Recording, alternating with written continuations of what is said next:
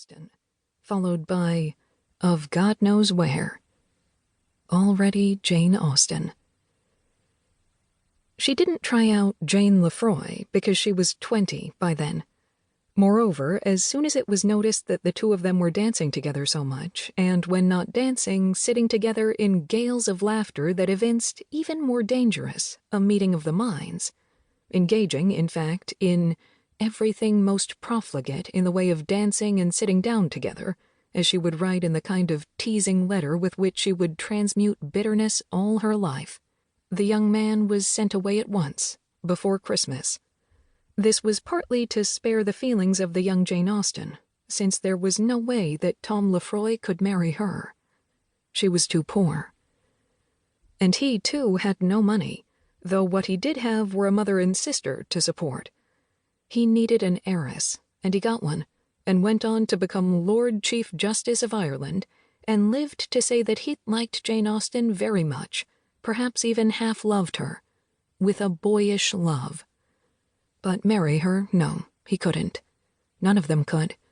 She wasn't pretty enough for a man to lose his head over, and she didn't bring enough of anything else to the table. No title for a rich man, no money for a poor one. Her sister had gotten engaged. It has been said that she was prettier. Maybe she was.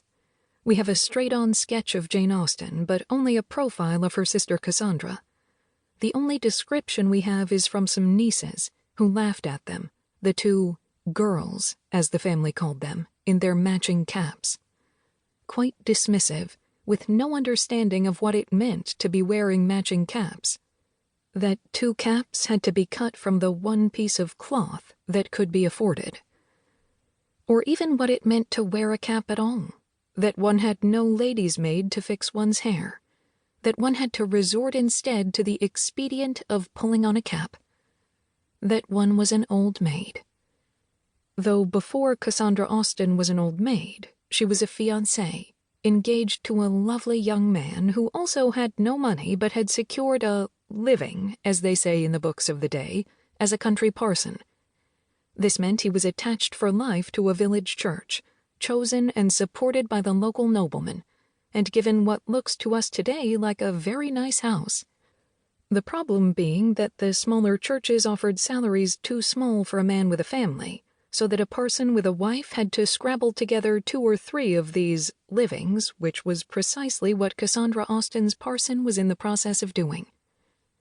And though no one could have called the match a triumph, still everyone was pleased, and at that point Cassandra had the prospect of a home of her own, much like the one her clergyman father had provided for them growing up, and, if God willed, a happy family.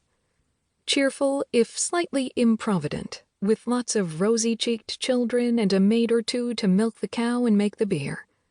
A carriage eventually, if things progressed as they often did.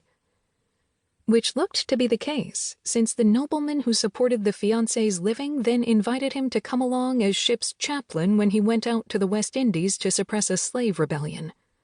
This boded well for the young man's future, and the Austens took it as a very good sign. The problem being that there was yellow fever in Saint-Domingue, as Haiti was then called, and he caught it and died. Cassandra Austen got the news months later by tattered letter. The nobleman who took him out there was sorry. He hadn't known the young man was engaged to be married.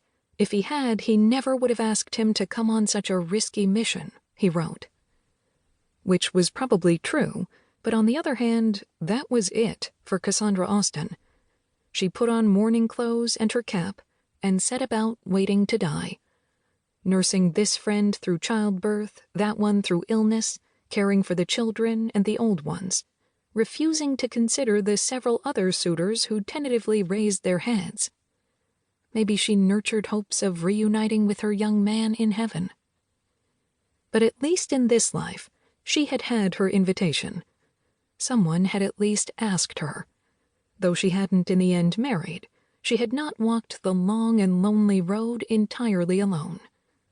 But Jane, not at all pretty, an older cousin dismissed her.